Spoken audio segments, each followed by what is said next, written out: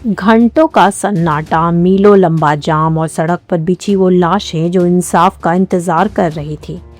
पानीपत खाटिमा राजमार्ग जो कल तक रफ्तार का पर्याय था, आज एक बड़े आक्रोश का गवाह बना। आखिर मुजफ्फरनगर के इस हाईवे पर ऐसा क्या हुआ कि प्रशासन के हाथ पांव फूल गए?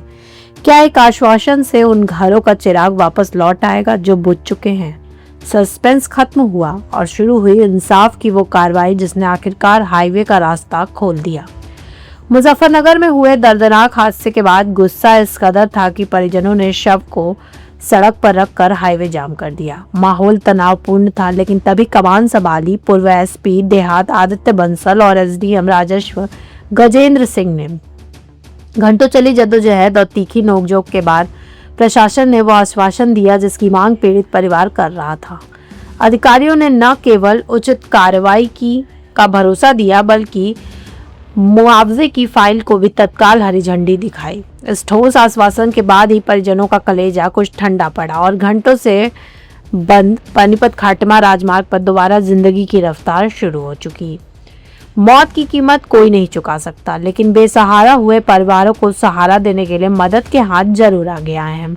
स्कूल प्रशासन, जिसकी भूमिका पर सवाल उठ रहे थे, उसने आखिरकार अपनी चुप्पी तोड़ी और पीड़ित परिवार को 4 लाख रुपए की आर्थिक मदद देने का लिखित आश्वासन दिया है।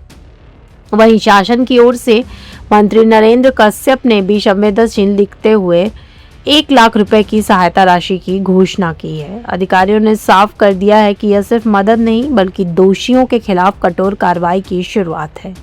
हाईवे तो खुल गया, जाम भी खत्म हो गया, लेकिन पीछे छूट गए वो सवाल जो हर हादसे के बाद प्रशासन से पूछे जाते हैं। क्या यह आर्थिक मदद उन परिवारों का दर्द कम कर पाएगी? मुजफ्फरनगर प्रशासन ने आश्वासन के बाद अब सबकी निगाहें इस बात पर टिकी है कि दोषियों को सलाखों के पीछे कब भेजा जाता है।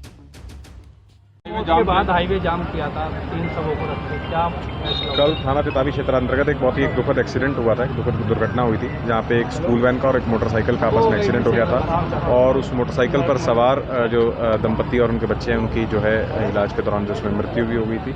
और उसी में आज उनके कुछ परिजन जो है एकत्रित हुए थे और उनकी कुछ आशंकाएँ थी, मांगे थी, उसमें जो है उनको आश्वस्त किया गया कि जो भी उस घटना के संबंध में उनकी तहरीर के आधार पर सुसंगत धाराओं में मुकदमा पंजीकृत, सख्त विधिक कार्रवाई की जाएगी। और जो भी उनकी ज़्यादा से ज़्यादा उनकी जो मदद हो सकती है नियमानुसार जो है क्लेम ट्राइब्यूनल के मदद के माध्यम से जिस भी प्रकार से नियमानुसार है, तो उनको आश्वासन दिया गया, जिस आश्वासन पर उन्होंने हमारी बात मानकर जो है वो अपनी बॉडी को जो है अंतिम संस्कार के लिए ले गए। कितने घंटे तक यातायात बाधित रहा हाईवे जाम रहा? वो अपने बॉडी को जो है अभी ले गए अंतिम संस्कार के लिए और अंतिम संस्कार इसमें भी करवाएंगे।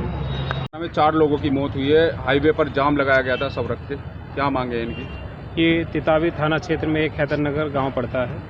उसमें कल एक परिवार की सड़क दुर्घटना में उनके पति पत्नी और 2 बच्चे यहाँ पर उनकी एक्सीडेंट हुआ था, जिनमें से 3 लोगों की मौके पे मौत हो गई थी और एक व्यक्ति की आज जो मेरठ में जी का इलाज चल रहा था, इलाज के दौरान उनकी मृत्यु हुई है। आज उनके परिजनों ने यहाँ पर पानीपत खटीमा मार्ग पर तितावी थाना क्षेत्र में कुछ जाम लगाकर कुछ कतिपय मांगे रखी थी।